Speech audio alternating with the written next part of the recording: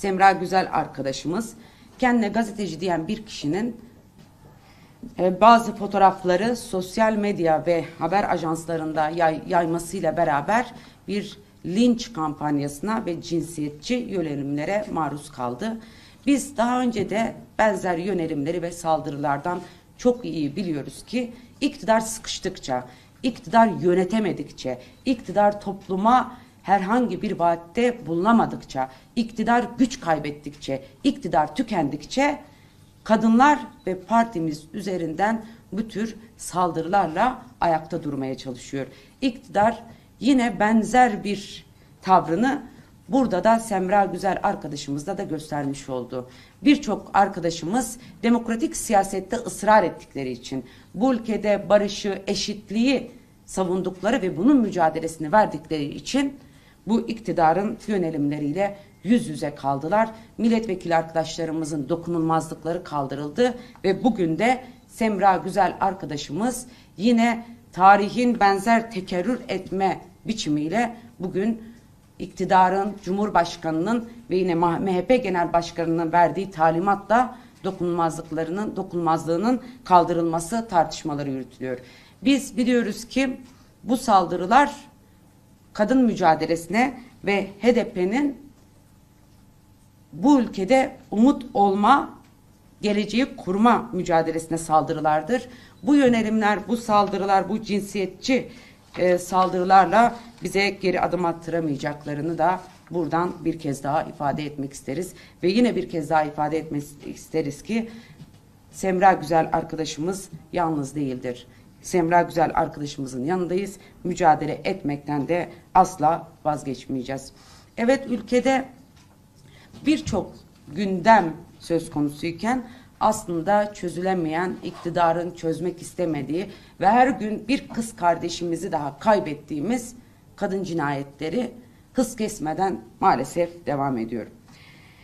2020 yılı içerisinde kadına yönelik şiddet 2021'e göre %15 artış gösterdiğini görüyoruz. 31 Aralık itibariyle İçişleri Bakanlığı'nın verdiği rakam 307 kadının katledildiği, ama kadın örgütlerinin verdiği rakamlara göre ise en az 280 kadın katledildi ve 217 kadın da şüpheli bir biçimde yaşamını yitirdi.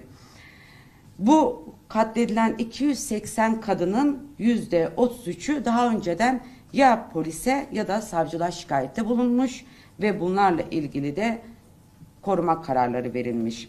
Ve yine 1 Ocak itibariyle en az 7 kadının öldürüldüğü bir ülkede yaşıyoruz. En az, çünkü maalesef istatistikler İçişleri Bakanlığı tarafından ısrarlı bir biçimde açıklanmıyor ya da açıklanırsa daha eksik rakamlar ya da manipülasyonlarla veriliyor. Şimdi bunların bir tanesi Dilara Yıldız'dı, avukat arkadaşımızdı. Kendisi de aslında kadın mücadelesi veren ve kadına yönelik şiddetle ilgili duyarlılık yaratmaya çalışan Dilara Yıldız önceden nişanlı olduğu erkek tarafından katledildi. Dilara Yıldız koruma talep etmişti. Hakkında koruma kararı vardı ama iktidarın yarattığı ortam nedeniyle Dilara Yıldız erkek tarafından katledildi. Biz bu cinayetlerin, kadına yönelik şiddetin politik olduğunu ifade ettiğimizde iktidar tarafından çokça itirazlarla karşı karşıya kalıyoruz. Ama size sadece geçen aylar içerisinde bu konuyla ilgili 2 politik açıklama ifade edeyim. Bir, Yargıtay Başkanı'nın yaptığı açıklama. Kadın cinayetleri sanki sadece Türkiye'de varmış gibi bir algı oluşturuluyor. Hayır, biz kadına yönelik şiddetin, kadın cinayetlerinin sadece Türkiye'de olmadığını farkındayız.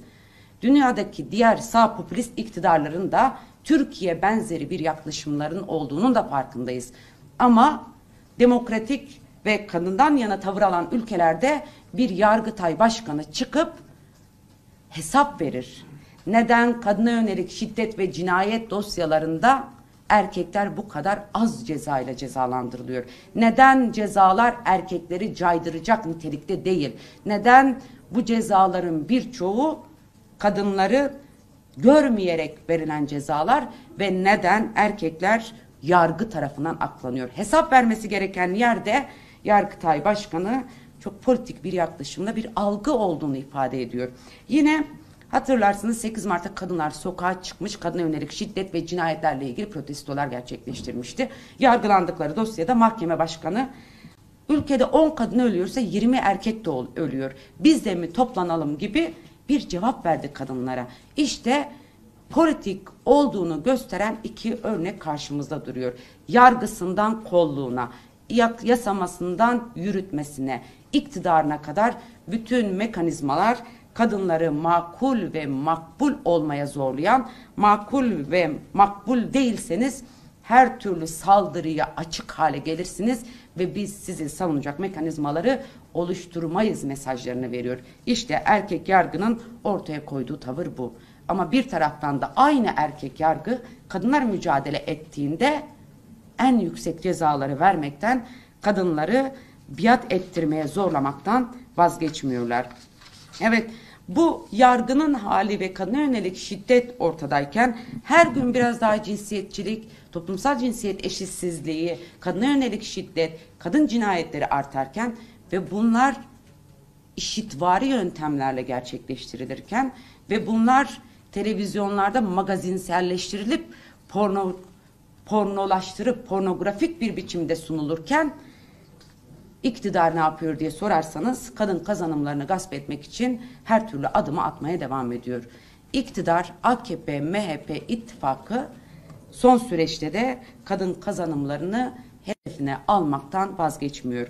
Bu ülkede fiili kürtaj yasağıyla küçük yaşta kız çocuklarının zorla evlendirilerek istismara uğramasını önünü açmaya çalışarak, çocuk teslimi düzenlemesini değiştirerek yine kadınları ve çocukları tehlikeye atarak, İstanbul Sözleşmesi'nden geri çekilerek adım adım kadınların kazanımlarını gasp eden bir iktidarla karşı karşıyayız. Ama yetmediğini görüyoruz.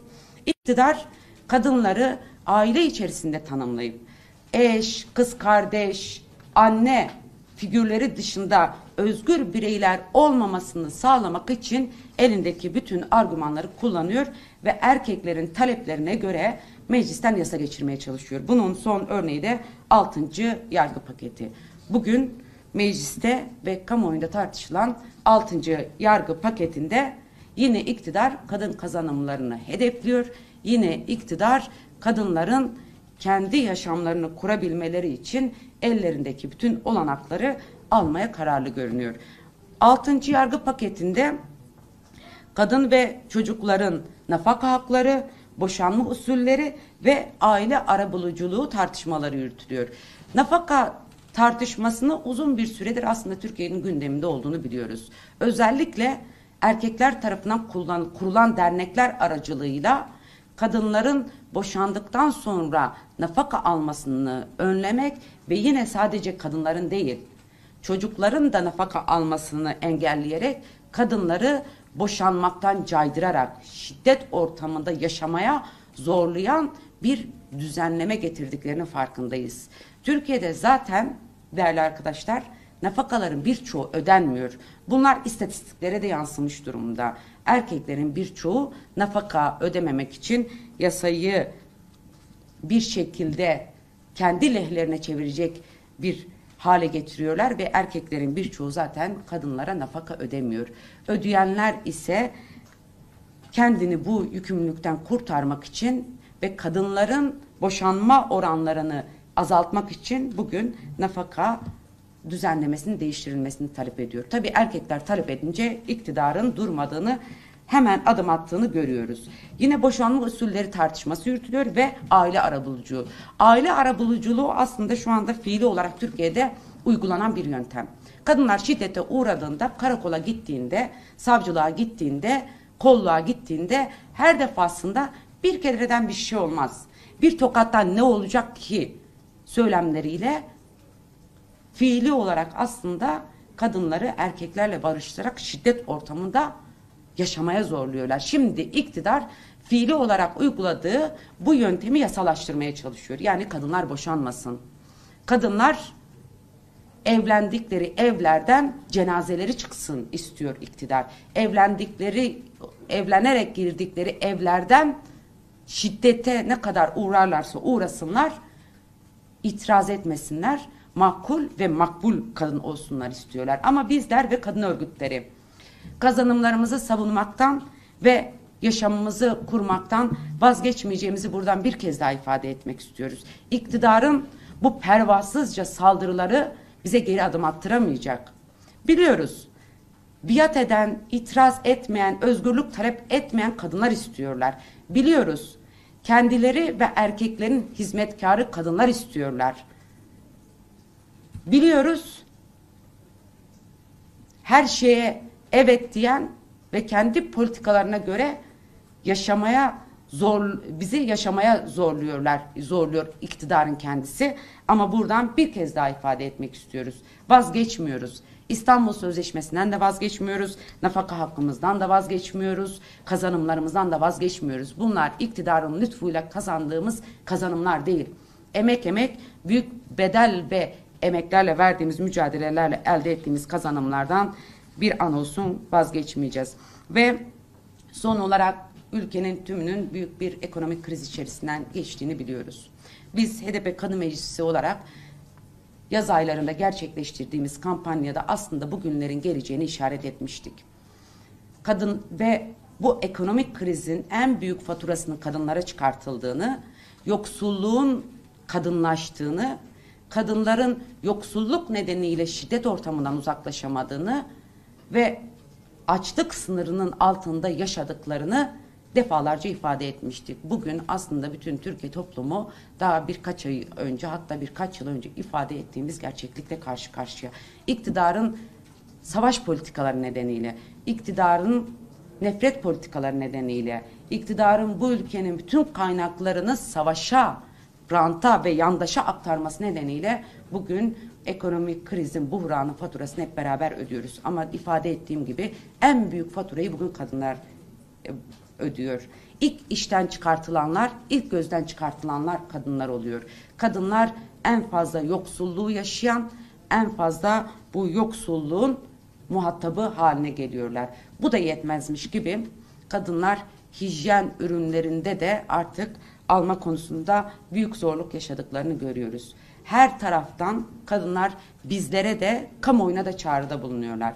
Özellikle hijyen ürünleri olan pet ve tampon fiyatlarının %18 KDV yetmezmiş gibi fahiş fiyatlarla satılması kadınların sağlığını da etkileyecek bir boyuta geldi ve kadınlar derhal bir düzenleme yapılmasını gerektiğini ifade ediyorlar. Biz HDP kadın grubu olarak mecliste hijyenik ürünlerle ilgili ürünlerin ücretsiz olarak verilmesi konusunda kanun teklifi verdik ama maalesef henüz bir gelişme yok. Biz kadınların ihtiyacı olan hijyenik ürünlerde de yine temel ihtiyaçların da ücretsiz olarak sağlanması için elimizden gelen çabayı ve mücadeleyi vermeye devam edeceğiz. Aile Bakanı bir düzenleme yaparız gibi yuvarlak ve gerçekçi olmayan bir söylemde bulunmuş ama Aile Bakanı'na buradan bir kez daha sesleniyoruz. Kadınlarla ilgili, kadınlar lehine adım atmanız gerekiyor. Kadınların hijyen ürünlerini satın alamaması sizin gündeminizde olmalı. Kadınların sağlığı ve geleceği sizlerin gündeminde olmalı ve bu sorunu derhal çözmeniz gerekiyor. Bir kez daha sizin aracılığınızda da ifade etmek istiyoruz değerli arkadaşlar.